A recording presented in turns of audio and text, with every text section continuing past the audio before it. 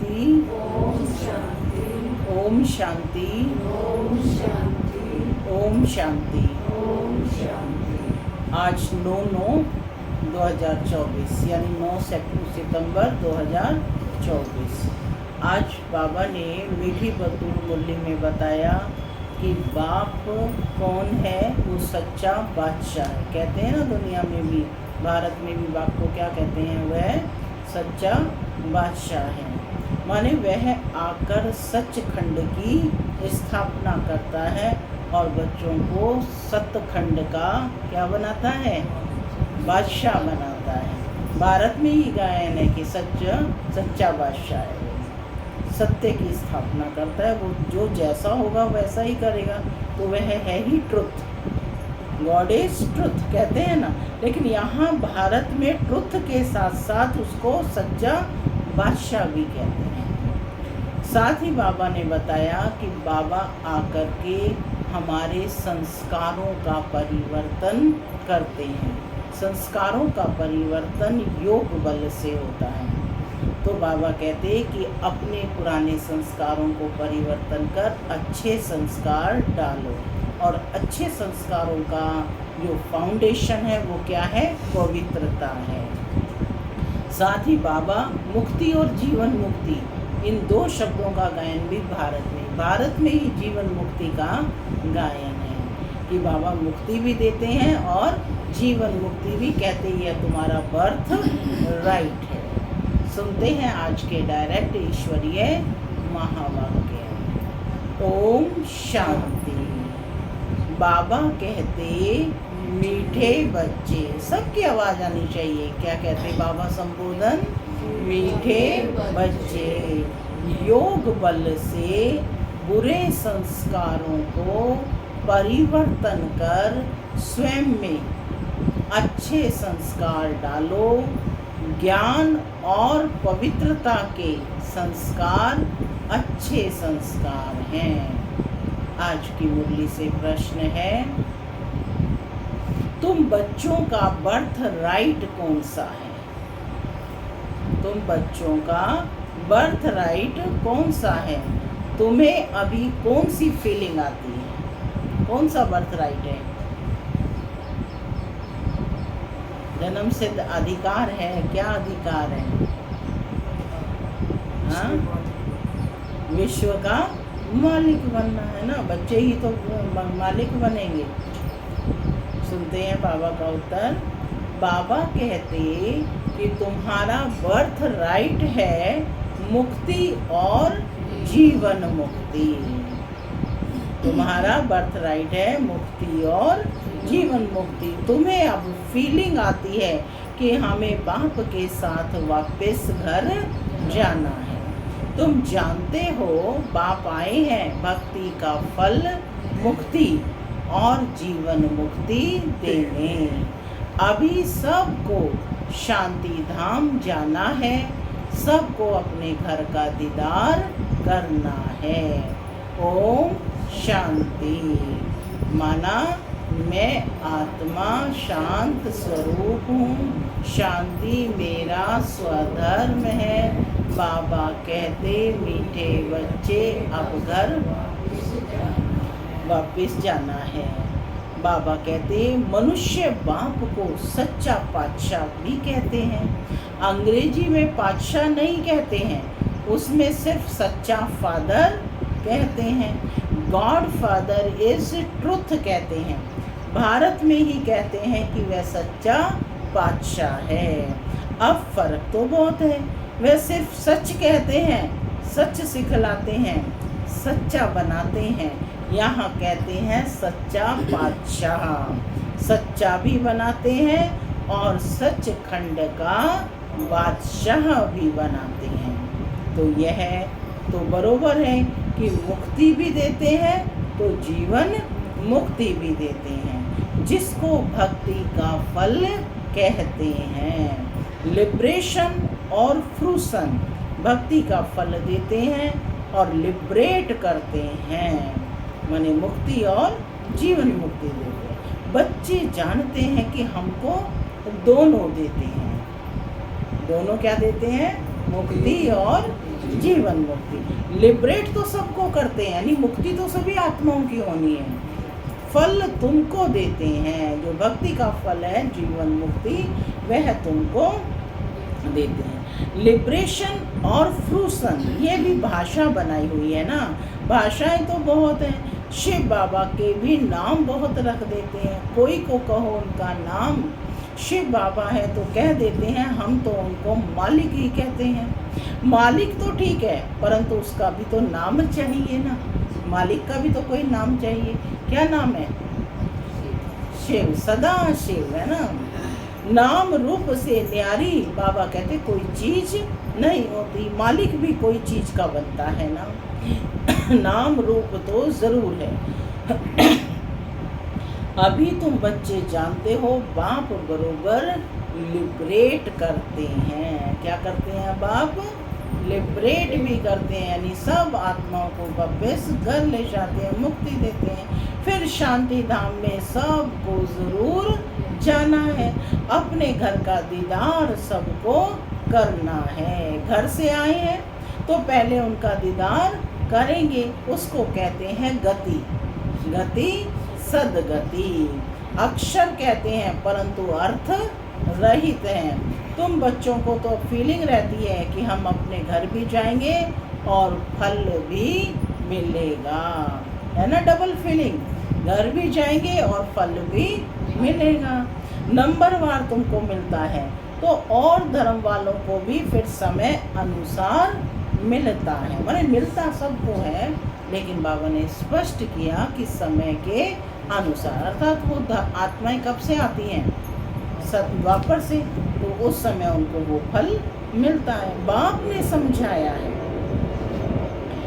बाप ने क्या समझाया था? ये पर्चा है बहुत अच्छा, तुम स्वर्गवासी हो या नरकवासी हो। पैम्पलेट्स छपवाए होंगे ना कि भाई तुम स्वर्गवासी हो या नरकवासी हो, ये सिद्ध कर। तुम बच्चे ही जानते हो, यह मुक्ति जीवन मुक्ति दोनों गॉड फादरली बर्थ राइट है। तुम लिख भी सकते हो, बाप से तुम बच्चों को यह बर्थ राइट मिलता है, माने जन्मते ही ये अधिकार मिलता है। बाप का बनने से दोनों चीजें प्राप्त होती हैं। कौन कौन सी दोनों चीजें? मुक्ति और जीवन मुक्ति, गति और सदगति, है ना। लिबरेशन और फ्रूसन, दोनों चीजें मिलती हैं। तो बाबा कहते हैं कि वह है रावण का बर्थ राइट, यह है परम पिता परमात्मा का बर्थ राइट, यह है भगवान का बर्थ राइट, और वह है शैतान का बर्थ राइट। ऐसे लिखना चाहिए जो कुछ समझ सकें। अब तुम बच्चों को हेवन यानी स्वर्ग स्थापन करना है, कितना काम करना है। अभी तो जैसे बेबीज हैं, बाबा कहते हैं अभी तो जैसे बेबीज हैं, बच्चे हैं, छोटे बच्चे हैं। जैसे मनुष्य कलयुग के लिए कहते हैं कि अभी बेबी यानी बच्चा है, बाप कहते हैं सतयुग की स्थापना में बेबी हैं। अभी तुम बच्चों को वर्षा मिल रहा है। रावण का कोई वर्षा नहीं कहेंगे, गॉड फादर से वर्षा मिलता है। वह कोई फादर थोड़े ही है, उसको रावण 5 विकारों को तो शैतान कहा जाता है। शैतान का वर्षा क्या मिलता है? 5 विकार मिलते हैं। शो भी दे ऐसा करते हैं, तमो प्रधान बन जाते हैं। अब दशहरा कितना मनाते हैं, सेरेमनी मनाते हैं, बहुत खर्चा करते हैं, विलायत में से भी जो है निमंत्रण देकर बुलाते हैं। सबसे नामी ग्रामी दशहरा मनाते हैं मैसूर का। पैसे वाले भी बहुत हैं वो, है ना, बहुत बड़ा रावण बनाते हैं। रावण राज्य में पैसा मिलता है तो अक्ल ही चट हो जाती। जितना ज़्यादा पैसा कमाना कोई बुरी बात नहीं है, लेकिन उसको यूज़ करना आना चाहिए। तो यूज़ करने के कारण ही बाबा कहते नहीं कर पाते। कमा तो पाते हैं लेकिन यूज़ करते समय गलत कार्यों में करते हैं। तो कहा कि अक्ल ही चट हो जाती है ना। रावण राज्य में पैसा मिलता है, यानी अत्यधिक पैसा मिलता है तो अक्ल ही चट हो जाती है। बाप डिटेल में समझाते हैं इनका नाम ही है रावण राज्य। उसको फिर कहा जाता है ईश्वरीय राज्य। राम राज्य कहना भी रॉन्ग हो जाता है। गांधी जी राम राज्य चाहते थे। मनुष्य समझते हैं गांधी जी भी अवतार थे। उनको कितने पैसे देते थे। उनको भारत का बापू भी कहते थे। भारत का क्या कहते हैं, उनको बापू जी कहते थे। अब यह तो सारे विश्व का बापू है। कौन है शिव बाबा? सारे विश्व का बापू। अभी तुम यहाँ बैठे हो, जानते हो कि कितनी जीव आत्माएं होंगी। जीव अर्थात तो विनाशी, शरीर तो विनाशी है। जीव माना शरीर, शरीर तो विनाशी है, बाकी आत्मा है अविनाशी। आत्माएं तो ढेर है। जैसे ऊपर में सितारे रहते हैं ना, सितारे जास्ती हैं या आत्माएं जास्ती हैं? पूछ रहे हैं बाबा, क्योंकि तुम हो धरती के सितारे और वह है आसमान के सितारे। तुमको देवता कहा जाता है, वे फिर उनको भी देवता कह देते हैं। तुमको लकी सितारा कहा जाता है ना। अच्छा, इस पर भी आपस में डिस्कस करना, माने विचार सागर मंथन करना। बाबा अभी इस बात को नहीं छेड़ते हैं। यह तो समझाया है कि सभी आत्माओं का एक बाप है। इनकी बुद्धि में तो सब है। जो भी मनुष्य मात्र है सबका वह बाप है। जो भी मनुष्य मात्र है सबका वह बाप है। यह तो सब जानते हैं कि सारी सृष्टि समुद्र पर खड़ी है। यह भी कोई सबको नहीं मालूम है। सृष्टि किस पर खड़ी है? समुद्र पर। नीचे तो पानी पानी है ना। धरातल उभरा हुआ स्थल जो ऊपर है, पृथ्वी के उस भाग में मनुष्य रह रहे हैं, लेकिन सारी सृष्टि खड़ी किस पर है? समुद्र पर। ठीक है, यह भी सबको नहीं मालूम है। बाप ने समझाया था यह रावण राज्य सारे सृष्टि पर है। जहाँ भी चले जाओ, रावण राज्य सिर्फ लंका में नहीं है, पूरे सृष्टि पर है। ऐसे नहीं कि रावण राज्य कोई सागर के पार है। वो दिखाया ना, लंका उस पार की है ना।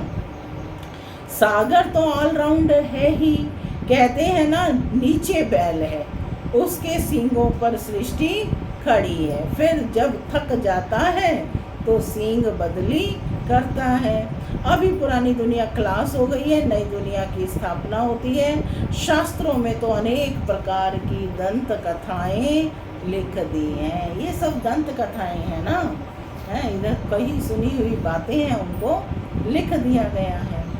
यह तो बच्चे समझते हैं यहाँ सब आत्माएं शरीर के साथ हैं। माना जिसको जैसे समझ में आया वैसे कहानी बनाकर लिख दिया गया। लेकिन बाबा कहते हैं उन कहानियों के भावों को हमें समझना है। इनको बाबा कहते हैं यहाँ सब आत्माएं कैसे हैं? शरीर के साथ हैं। इनको कहते हैं जीव आत्माएं। वह जो आत्माओं का घर है वहाँ तो शरीर नहीं है, उनको कहा जाता है निराकारी। जीव आकारी है, इसलिए साकार कहा जाता है। निराकार को शरीर नहीं होता है। यह है साकारी सृष्टि और वह है निराकारी आत्माओं की दुनिया। इसको सृष्टि कहेंगे। उसको कहा जाता है इनकॉर्पोरियल वर्ल्ड। आत्मा जब शरीर में आती है तब यह चुटपुट चलती है, नहीं तो शरीर कोई काम का नहीं रहता है। तो उनको कहा ही जाता है निराकारी दुनिया।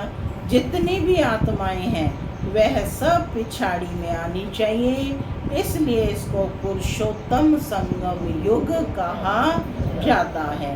सब आत्माएं जब यहाँ आ जाती हैं तो वहाँ फिर एक भी नहीं रहती। वहाँ जब एकदम खाली हो जाता है तब फिर सब वापस जाते हैं। तुम यह संस्कार ले जाते हो नंबरवार पुरुषार्थ अनुसार। कोई नॉलेज के संस्कार ले जाते हैं, कोई प्योरिटी के संस्कार ले जाते हैं। आना तो फिर भी यहाँ ही है, परंतु पहले तो घर में जाना है।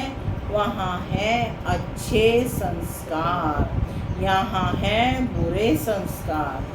अच्छे संस्कार बदलकर फिर बुरे संस्कार हो जाते हैं, फिर बुरे संस्कार योग बल से अच्छे होते हैं। माने जितना बाबा की याद में रहेंगे संस्कार बदली होते जाएंगे, अच्छे संस्कार वहाँ ले जाएंगे। बाप में भी पढ़ाने के संस्कार है ना, जो आकर समझाते हैं, रचयिता और रचना के आदि मध्य अंत का राज समझाते हैं, बीज की भी समझानी देते हैं तो सारे झाड़ की भी समझानी देते हैं। बीज की समझानी है ज्ञान और झाड़ की समझानी हो जाती है भक्ति, है ना। झाड़ की समझानी हो जाती है भक्ति। भक्ति में बहुत डिटेल होती है ना। बीज को याद करना तो सहज है, वहाँ ही चले जाना है। तमो प्रधान से सतो प्रधान बनने में थोड़ा ही समय लगता है, फिर सतो प्रधान से तमो प्रधान बनने में 5000 वर्ष लगते हैं एक्यूरेट। यह चक्र बड़ा एक्यूरेट बना हुआ है, जो रिपीट होता रहता है और कोई ये बातें बता ना सके। तुम बता सकते हो। आधा आधा किया जाता है, आधा स्वर्ग और आधा नर्क। फिर उनको डिटेल भी बताते हैं। स्वर्ग में जन्म कम और आयु बड़ी होती है, नर्क में जन्म जास्ती और आयु छोटी होती है, यानी कम होती है। वहाँ है योगी और यहाँ है योगी। यहाँ तो क्या कहते हैं, जितना भोगना है भोगते जाओ, है ना। लेकिन शास्त्रों में भी कहा गया है भोगा न भोक्ता वयम एव भोक्ता। भोगों से कभी तृप्ति नहीं होगी, एक दिन हम ही समाप्त हो जाएंगे। वहाँ है योगी और यहाँ है भोगी, इसलिए यहाँ बहुत जन्म होते हैं। इन बातों को दूसरा कोई नहीं जानता। मनुष्यों को कुछ भी मालूम नहीं है। कब देवताएं थे, कब कैसे बने, कितने समझदार बने हैं, यह भी तुम बच्चे अब जानते हो। बाप इस समय बच्चों को पढ़ाकर 21 जन्मों के लिए वर्षा देते हैं। कितने जन्मों के लिए? एक जन्म में 21 जन्मों की कमाई कर लेते हैं। फिर यह तुम्हारे संस्कार रहते नहीं हैं। जैसे राजाई के संस्कार होते हैं तो ज्ञान की पढ़ाई के संस्कार पूरे हो जाते हैं। पढ़ाई पढ़ने के बाद फिर राजाई मिलते हैं।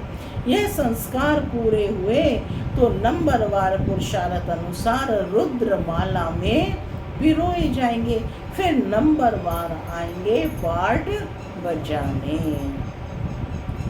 जिसने पूरे 84 जन्म लिए हैं वह पहले आते हैं। उनका नाम भी बतलाते हैं। कौन है? श्री कृष्ण तो है first Prince of haven.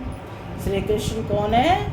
First Prince of haven. स्वर्ग का पहला पहला पत्ता है, पहला पहला राजकुमार है। तुम जानते हो सिर्फ एक थोड़े ही होगा, या सिर्फ श्री कृष्ण जी होंगे? एक थोड़े ही होगा, सारी राजधानी होगी ना। राजा के साथ तो फिर भी प्रजा चाहिए।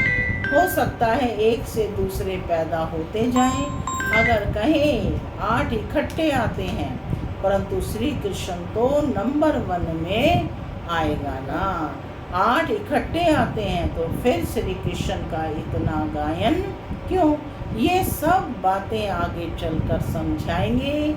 कहते हैं ना, आज तुमको बहुत गुह्य बातें सुनाता हूँ। कुछ तो रहा हुआ है ना। यह युक्ति अच्छी है। जिस बात में देखो नहीं समझते हैं तो बोलो हमारी बड़ी बहन उत्तर दे सकती है, या तो कहना चाहिए कि अभी बाप ने बताया नहीं है। दिन प्रतिदिन गुह्य बातें सुनाते हैं। इस कहने में लज्जा की बात नहीं है। गुह्य पॉइंट्स जब सुनाते हैं तो तुमको सुनकर बहुत खुशी होती है। पिछाड़ी में फिर कह देते हैं मन मना भाव। उसको बाहर ले जाओ ना, ऑफ कर दो। मन मना भव मध्या जी भव। अक्षर भी शास्त्र बनाने वालों ने लिखा है, मूंझने की तो जरूरत नहीं है। बच्चा बाप का बना और बेहद का सुख मिला। इसमें मनसा वाचा कर्मणा पवित्रता की जरूरत है। लक्ष्मी नारायण को बाप का वर्षा मिला है ना, यह पहले नंबर में है जिनकी ही पूजा होती है। अपने को भी देखो, हमारे में भी ऐसे गुण हैं। अभी तो बेगुण है ना, अपने अवगुणों का भी किसी को पता नहीं है कि हमारे कितने अवगुण हैं, ये भी किसी को पता नहीं है। तो बाबा ने कहा कि अपने को भी देखो कि हमारे में ऐसे गुण हैं जिनकी हम पूजा करते हैं। तो ये पहले नंबर पे कौन बने? लक्ष्मी नारायण। अभी तो सब कौन है? बेगुण है। अपने अवगुणों का भी किसी को पता नहीं है। अभी तुम बाप के बने हो तो जरूर चेंज होना पड़े। बाप ने बुद्धि का ताला खोला है, ब्रह्मा और विष्णु का भी राज समझाया है। यह है पतित और वह है पावन। एडॉप्शन इस पुरुषोत्तम संगम युग पर ही होती है। प्रजापिता ब्रह्मा जब है तभी एडॉप्शन होती है। एडॉप्शन माना गोद लेते हैं। इसी समय मुखवंशावली बनते हो ना। सतयुग में तो होती नहीं, यहाँ भी किसी को बच्चा नहीं होता तो फिर एडॉप्ट करते हैं। प्रजापिता को भी जरूर ब्राह्मण बच्चे चाहिए। यह है मुख वंशावली और वह होते हैं मुख वंशावली। ब्रह्मा तो नामी ग्रामी है, इनका सरनेम ही है बेहद का। इनका सरनेम ही बेहद का है। सब समझते हैं प्रजापिता। क्या सरनेम है? प्रजापिता। तो बेहद का हो गया ना, प्रजा का पिता। ब्रह्मा प्रजा का पिता, ब्रह्मा आदि देव है। उसको अंग्रेजी में कहेंगे ग्रेट ग्रेट ग्रैंड फादर। यह है बेहद का सरनेम। वह सब होते हैं हद के सरनेम। इसलिए बाप समझाते हैं, यह जरूर सबको मालूम होना चाहिए कि भारत बड़े ते बड़ा तीर्थ है, जहाँ बेहद का बाप आते हैं। क्यों है बड़े से बड़ा तीर्थ? क्योंकि स्वयं परम पिता परमात्मा यहाँ आते हैं। माने परमात्मा का जन्म अमेरिका या रशिया में नहीं हुआ, कहाँ हुआ? भारत में हुआ। बाबा की भगवान का बर्थ प्लेस है, इसीलिए यह बड़े ते बड़ा तीर्थ है। ऐसे नहीं कि सारे भारत में विराजमान हुआ। शास्त्रों में मगध देश लिखा है, परंतु नॉलेज कहाँ सिखाई? आबू में कैसे आए? दिलवाड़ा मंदिर भी यहाँ पूरा यादगार है। जिन्होंने भी बनाया उन्हों की बुद्धि में आया और बैठकर बनवाया। एक्यूरेट मॉडल तो बना ना सके। बाप यहाँ ही आकर सर्व की सदगति करते हैं, मगध देश में नहीं। वह तो पाकिस्तान हो गया। यह है पाक स्थान। पाक माना पवित्र स्थान। वास्तव में पाक स्थान तो स्वर्ग को कहा जाता है। पाक और नापाक, पाक और नापाक का ये सारा ड्रामा बना हुआ है। तो मीठे मीठे सिक्के लधे बच्चे, तुम यह समझते हो आत्मा परमात्मा रहे अलग बहुकाल। सुंदर मेला तब लगा जब सतगुरु मिला। कितने काल के बाद मिले हैं? पूछ रहे हैं बाबा। फिर कब मिलेंगे? सुंदर मेला कर दिया जब सतगुरु मिला दलाल। तो बाबा कह रहे ये प्रश्न है ना, किस रूप में? गुरु तो बहुत है, इसलिए सतगुरु कहा जाता है। गुरु तो बहुत है ना, सतगुरु तो एक ही। स्त्री को जब हथियाला बांधते हैं तो भी कहते हैं कि ये पति तुम्हारा गुरु ईश्वर है। पति तो पहले पहले नापाक बनाते हैं। आजकल तो दुनिया में बहुत गंद लगा पड़ा है। अब तुम बच्चों को तो गुलगुल बनना है। तुम बच्चों को पक्का पक्का हथियाला बाप बांधते हैं। यूं तो शिव जयंती के साथ ही रक्षाबंधन हो जाता है, गीता जयंती भी हो जानी चाहिए। श्री कृष्ण की जयंती थोड़ी देरी से नई दुनिया में हुई है, बाकी तुम्हारा सब इस समय के हैं। सब त्योहार आदि कब के हैं? इस समय के। तो बाबा ने कहा शिव जयंती है तो साथ में रक्षा सूत्र भी बांधा जाता है प्रतिज्ञा का। फिर गीता जयंती, गीता का ज्ञान भी दिया जा रहा है ना। श्री कृष्ण जयंती थोड़ा लेट होती है क्योंकि वो नई दुनिया में है। बाकी त्योहार सब इस समय के हैं। रामनवमी कब हुई यह भी कोई को पता है क्या? तुम कहेंगे नई दुनिया में 1250 वर्ष के बाद में रामनवमी होती है। 8 सतयुग में जन्म होते हैं और 9वां जन्म राम के रूप में कब होता है? त्रेता में होता है। तो इसलिए कहा 1250 वर्ष के बाद में रामनवमी होती है। तो तभी देखो राम के साथ चंद्र लगता है, रामचंद्र, और उनके जो पूर्वज के हैं उनका गायन है कि वो सूर्यवंशी थे। सूर्य का तिलक लगाते थे ना, सूर्यवंशी थे। रामनवमी होती है। शिव जयंती, कृष्ण जयंती, राम जयंती कब कब हुई यह कोई भी बता नहीं सकते। तुम बच्चे भी अभी बाप द्वारा जान गए हो, एक्यूरेट बता सकते हो। गोया सारी दुनिया की जीवन कहानी तुम बता सकते हो। लाखों वर्ष की बात थोड़े ही बता सकते हैं। बाप कितनी अच्छी तरह बेहद की पढ़ाई पढ़ाते हैं। एक ही बार तुम 21 जन्मों के लिए नगन होने से बचते हो।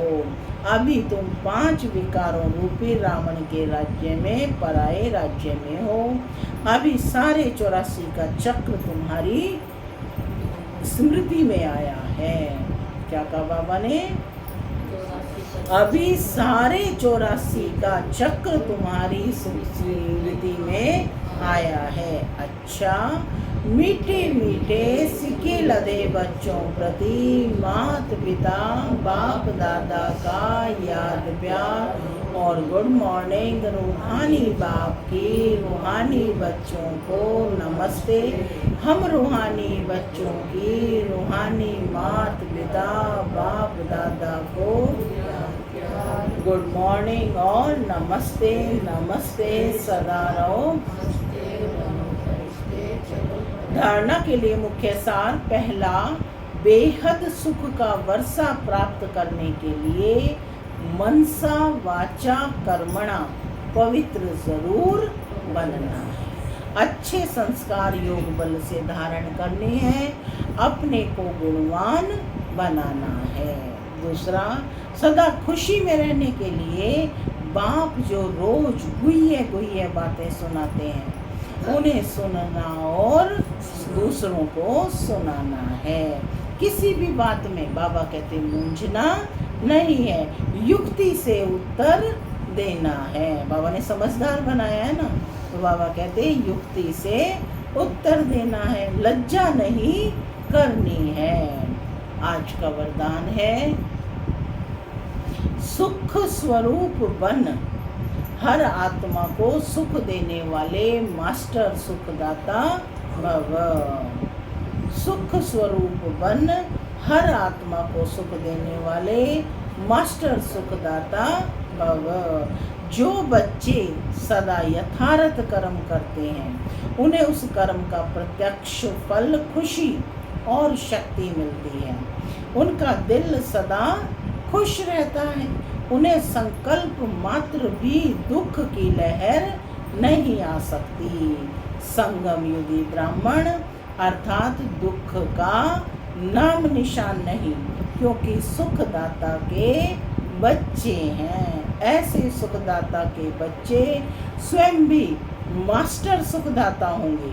वे हर आत्मा को सदा सुख देंगे। वे कभी न दुख देंगे न दुख लेंगे। स्लोगन है मास्टर दाता बन सहयोग, मास्टर दाता बन सहयोग, स्नेह और सहानुभूति देना। यही रहम दिल आत्मा की निशानी है। मास्टर दाता बन सहयोग, स्नेह और सहानुभूति देना, यही रहम दिल आत्मा की निशानी है। ओम शांति।